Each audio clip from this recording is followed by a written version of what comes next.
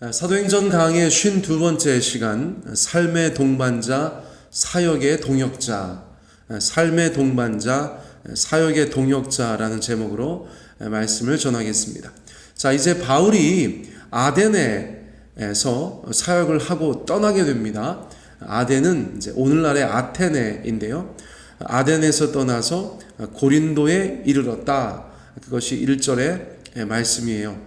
자, 바울은 당시 아가야라는 지역의 수도이자 한때 75만 명의 인구를 자랑하던 거대 도시 고린도에 이르렀습니다. 고린도는 교역을 위한 남북의 육로와 동서의 해로가 만나는 로마 최고의 교차로였습니다.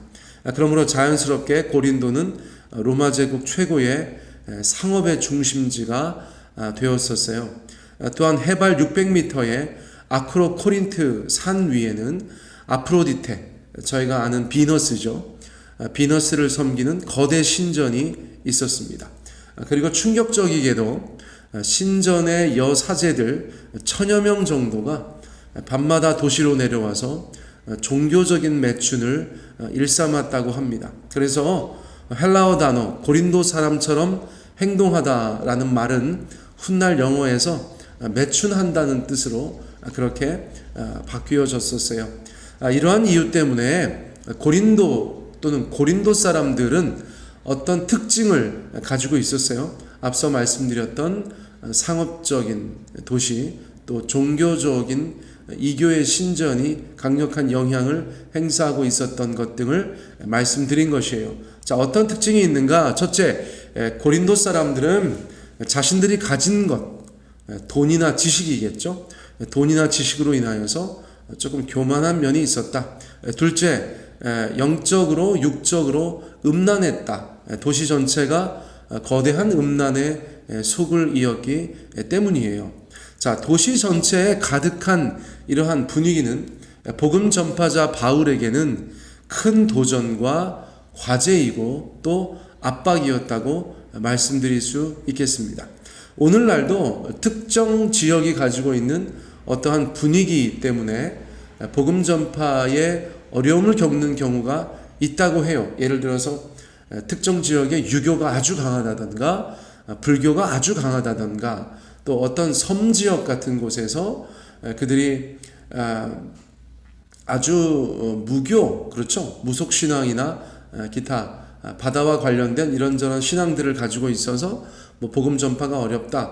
그런 이야기들 저희가 들어보지 않습니까? 고린도도 이제 그런 형태로 아주 강력한 분위기를 가지고 있었던 도시라고 할 수가 있어요. 훗날 사도 바울은 고린도 교회에 편지를 쓰면서 고린도전서 2장 3절에서 이렇게 말하죠.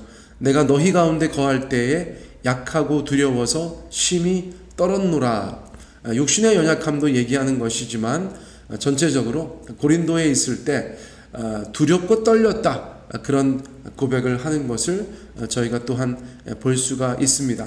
자, 그런데 그런 사람들을 대상으로 복음을 전하다 보니까 모든 사람들이 그렇진 않겠지만 그 고린도라는 거대 도시에 영육간에 음란하고 교만한 사람들이 교회로 들어와서 그들이 고린도 교회를 형성하게 된 것 때문에 이런저런 문제의 소지가 있었다고 볼 수 있어요.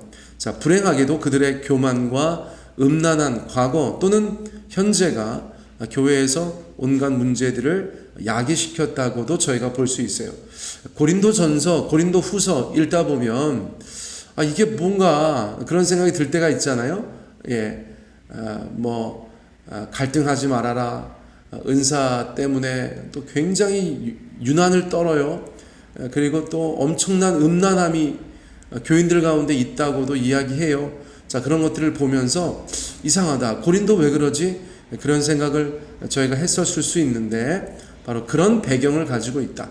고린도라는 도시가 가지고 있었던 그런 배경, 그런 곳에서 예수 믿게 된 사람들, 또 그들이 교회를 형성하고 실제로 영향을 주고받는 그런 면이 없지 않아 있었던 것 같다. 저희가 그렇게 보면 되겠습니다.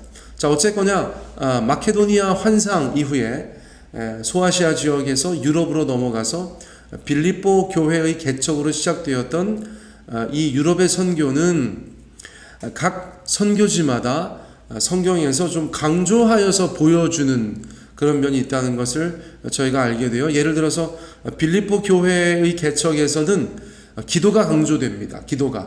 기도처에서 만난 루디아, 또 기도로 귀신을 쫓아내고 또 감옥에서 기도하는 모습들, 그래서 그런 기도의 모습들이 강조된다면 데살로니가나 베레아 또 아덴까지도 말씀이 강조된다고 볼 수 있어요. 하나님의 말씀을 계속해서 전하고 또 사람의 말이 아니라 하나님의 말씀으로 받고 또 베레아 사람들은 말씀이 정말 그런가 하여서 상고하고 기타 등등, 그렇죠? 아덴에 가서는 또 말씀으로 변론하는 모습들을 저희가 보게 되는데, 그렇게 말씀이 강조되는 것을 저희가 보게 돼요. 그러면 험한 개척지였던 고린도에서는 어떤 것들이 강조되는가? 어쩌면 사람들이 강조된다. 저희가 그렇게 볼 수가 있겠어요.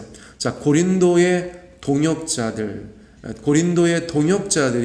눈에 띄게 보인다. 자, 바울은 이곳에서 1년 6개월 정도의 시간을 보내요. 후에 11절에 가면 저희가 알 수 있는데, 고린도에서의 1년 6개월 정도의 시간을 통해서 동반자들이 강조된다. 그 말씀을 드리게 됩니다. 자, 2절 말씀 보니까 아굴라라 하는 본도에서 난 유대인 한 사람을 만나니 글라우디오가 모든 유대인을 명하여 로마에서 떠나라 한 고로 그가 그 안에 브리스길라와 함께 이달리아로부터 새로운지라 바울이 그들에게 갔다, 이렇게 되어져 있어요. 아굴라라는 사람을 만났는데, 글라우디오, 로마의 황제입니다. 글라우디오 황제가 모든 유대인을 명하여서 로마에서 떠나라, 로마에서 나가라고 하였을 때 아내 브리스길라와 함께 이탈리아로부터 새로 온 사람이다. 이탈리아에서 고린도로 새로 온 사람이다. 그래서 바울이 그들을 만났다, 이렇게 이야기해주고 있어요. 자, 이게 무슨 얘기인가? 바울은 지금 팀 동료들인 실라와 디모데 그리고 누가 등과 떨어져 있죠. 그렇죠? 예, 바울만 먼저 피난 와서 아덴에 있다가 고린도로 왔잖아요. 자, 그래서 바울은 지금 혼자 있어요. 외로운 선교사, 경제적인 어려움, 정서적인 고립, 그리고 새로운 개척지에 대한 두려움을 가지고 교만과 음란의 도시, 물질의 도시에 홀로 서 있었어요. 실제로 직전 아테네에서는 동역자와 친구의 필요성을 절실히 느꼈을 법합니다. 열정적으로 시작한 전도였지만 혼자 감당한 아테네에서의 선교는 별다른 열매도 얻지 못했다고 할 수 있어요. 아테네에서는 교회를 개척하지 못했어요. 자, 그때 바울은 아굴라와 브리스길라 부부에 대해서 반가운 만남을 갖게 되는 것입니다. 자, 그런데 그들은 실제로 AD 50년경에 로마에서 추방된 유대인들 중에 한 사람이었다고 성경이 저희 가운데 말해주고 있다는 것이에요. 자, 그리스도 논쟁이라는 것이 있었어요. 그리스도 논쟁 때문에 로마 황제가 유대인들은 다 나가, 그렇게 얘기했다는 것이에요. 자, 왜 그럴까요? 역시나 거기서도 조금 논쟁이 있었어요. 유대교도들과 또 기독교인들 간에 예수님이 그리스도시다, 아니다, 그렇다, 무슨 말이냐, 이런 논쟁이 있었는데 이것이 로마에서 큰 문제가 될 만큼 그렇게 소란했다는 것이죠. 그러니까 통치하고 있었던 황제는, 야, 왜 이렇게 로마가 시끄러워? 유대인들이 논쟁을 합니다. 자기들의 종교적인 신념 때문에 논쟁을 합니다. 제국의 수도가 이렇게 시끄러워서 되겠어? 유대인들 다 나가라 그래. 이렇게 됐다는 것이죠. 그래서 실제로 역사적으로 AD 50년경에 글라우디오 황제의 그리스도 논쟁으로 인한 유대교 추방 사건이 있었거든요. 그때의 아굴라와 브리스길라 부부는 로마에서 나와서 고린도로 온 사람들이다 라는 것을 저희가 지금 공부하고 있는 것입니다. 자, 그래서 이 부부가 새로운 삶의 자리로 고린도를 택하였는데, 그리고 기독교 동역자가 간절했던 바울이 그들과 만나고, 하나님께서 만나게 하셨겠죠. 그들과 만나고 그들을 찾아가는 장면이 바로 2절의 장면이라는 것이죠. 자, 3절에 보니까 생업이 같음으로 함께 살며 일을 하니 그 생업은 천막을 만드는 것이더라. 자, 생업이 같다 그랬어요. 생업이 같다. 그래서 함께 살게 되었다. 그 생업은 천막을 만드는 것이었다. 자, 아굴라와 브리스길라는 바울과 기독교인이라는 공통점뿐만 아니라 천막을 만드는 텐트 메이커라는 공통점도 가지고 있었다는 것이에요. 바울이 다소 출신이거든요. 다소라는 곳의 출신인데 그 도시가 천막 만드는 것으로 유명한 도시였어요. 랍비들도 자기의 기술 하나 정도는 가지고 있었던 것인데 바울은 천막을 만드는 기술을 가지고 있었다는 것을 저희가 알 수가 있습니다. 자, 그는 종종 돈이 필요하면 천막을 만들어서 팔았어요. 아굴라와 브리스길라는 바울의 그러한 기술을 알고 품어주었다는 것을 알게 되죠. 심지어 함께 살며 일을 했다. 자, 그들은 낯선 도시에서 서로에게 좋은 믿음의 친구가 되었다는 것입니다. 바울 편에서 본다면 선교 여행으로 지친 심신이 안정적인 환경에 놓이게 되었다고 할 수 있겠어요. 헌신된 부부의 돌봄과 동역을 그들이 갖게 되었다는 것이죠. 당장 의식주가 안정이 되었고 무엇보다 예수님 안에서 친구와 동역자가 생긴 것이 바울에게는 아주 중요한 삶의 변화였을 것입니다. 이들은 서로 사랑하고 기도하며 하나님의 나라를 꿈꾸었어요. 자, 이들은 훗날 어떤 관계가 되는가? 대단한 관계가 됩니다. 사도행전 18장 18절 말씀해 보면 바울은 더 여러 날 머물다가 형제들과 작별하고 배 타고 수리아로 떠나갈새 브리스길라와 아굴라도 함께 하더라. 자, 고린도에서 계속 있다가 에베소로 가는데 바울과 이 부부가 에베소로 함께 이동하는 것을 보게 됩니다. 거의 팀으로 함께 움직여요. 또 로마서 16장 3, 4절 보면 너희는 그리스도 예수 안에서 나의 동역자인 브리스가와 아굴라에게 문안하라. 그들은 내 목숨을 위하여 자기들의 목까지도 내놓았나니. 자, 뭐라고 말합니까? 브리스길라와 아굴라를 예수 안에서 나의 동역자들이라고 이야기한다는 것이에요. 그들은 바울의 목숨을 위해서 자신들의 생명까지도 내놓았다. 어우, 엄청난 친구예요.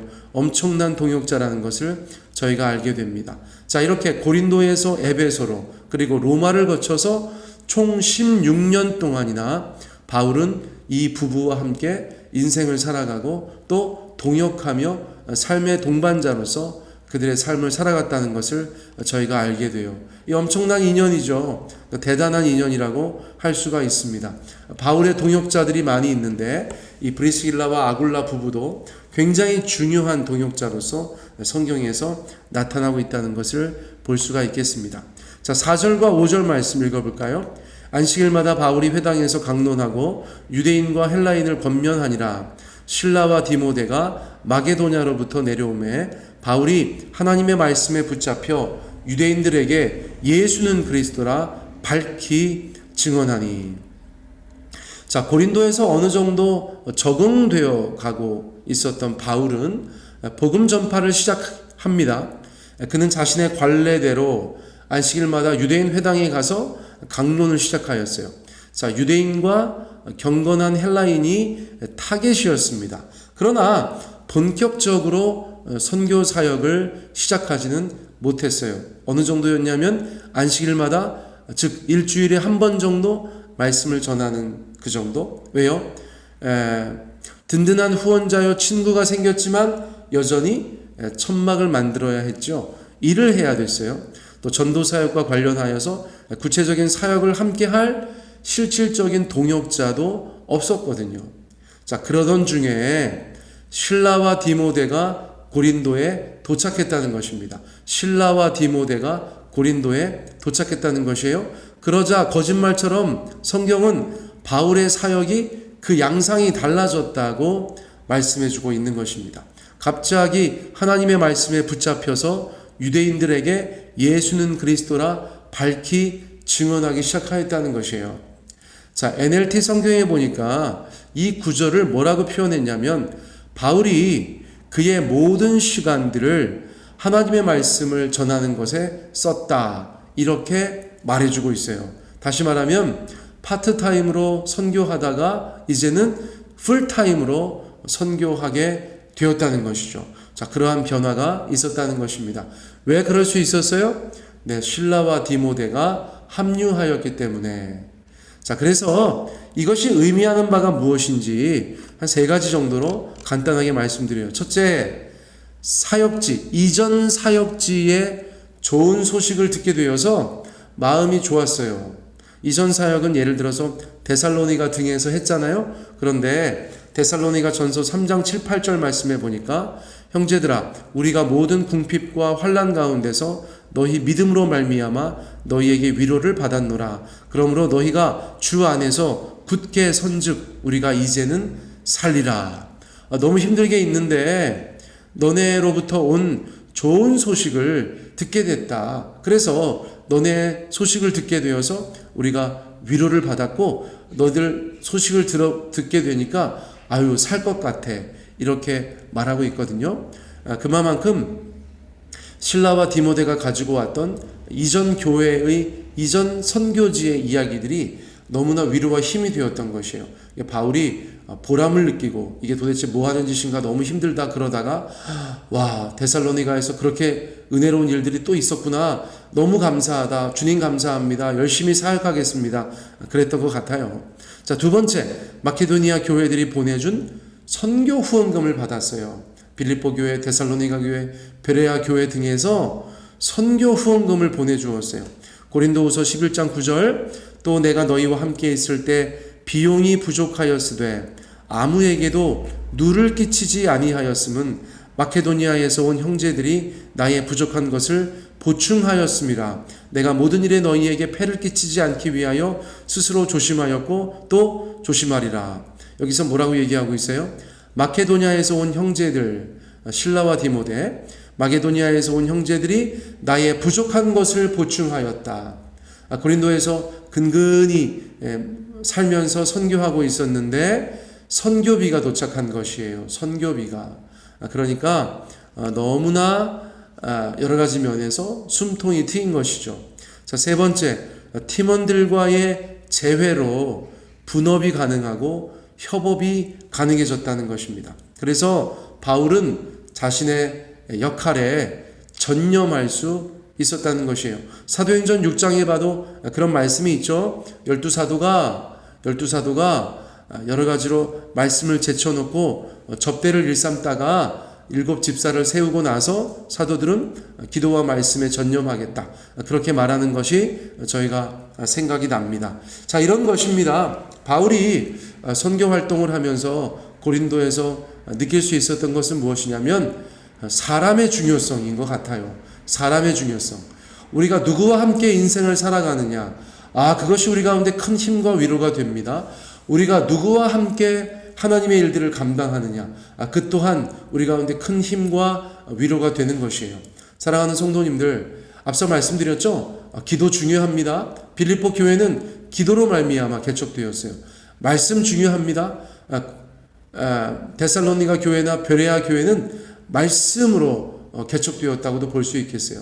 자, 그런데 고린도에서는 역시 우리는 사람이다. 우리는 사람과 함께 살아가고 사람과 함께 일하고 사람과 함께 사역하면서 살아가는 존재인데, 그러기 위해서 우리 가운데 좋은 사람들이 필요하다. 삶의 동반자, 사역의 동역자가 우리에게 필요하다. 그러므로 오늘 우리의 기도 제목은 주님, 바울에게 허락하셨던 브리스길라와 아굴라와 같은 귀한 삶의 동반자들을 허락해 주세요. 실라와 디모데 같은 귀한 사역의 동역자들 또한 허락해 주세요. 그러므로 우리가 주님 앞에서 복되고 귀한 인생, 웃으며 사는 인생, 보람을 느끼며 사는 인생, 우리 그런 인생 살아갈 수 있게 도와주세요라고 함께 기도하였으면 좋겠습니다. 고린도의 바울처럼 홀로 외롭게 정서적으로 고립되어서 또 여러 가지 면에서 혼자 기도하면서 계세요? 여러분, 우리가 주님 앞에 사람을 구하고 하나님 앞에 삶의 동반자, 사역의 동역자가 우리의 삶에도 함께 있게 해달라고 기도하는 이 아침 되기를 원합니다. 오늘 말씀은 이것으로 대신하겠습니다.